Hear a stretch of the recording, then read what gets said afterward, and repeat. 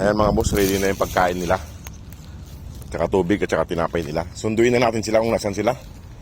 At para makakain na sila. Lakad-lakad muna tayo. Ayan mga boss, hanapin natin sila kung nandito sila sa malapit o nagdala. Lakad-lakad lang muna tayo. Ayun, no? Nandun yung dalawa. No, yung dalawang maliit pa eh. Oo na yung dalawang maliit. Uy, hindi sila umalis. Nandito sila lahat. Ayan. Hindi sila umalis mga boss. Nandito sila lahat, oh. Nandito silang lahat.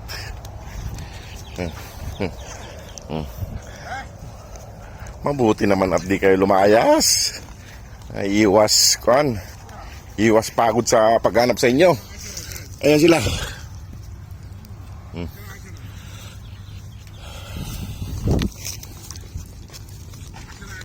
Boss, di sila umalis. Nandito silang 4, 5 kasama mama nila. Ang lalaki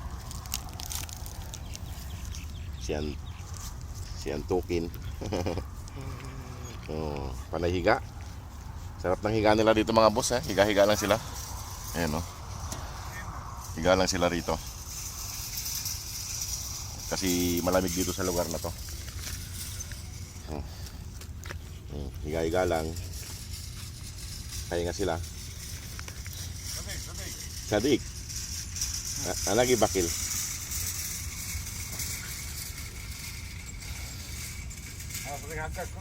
Kulo sadik. Ayo, badi na lagi bakil na. Siop. Magpapalambing sa dun sa isa. Oh.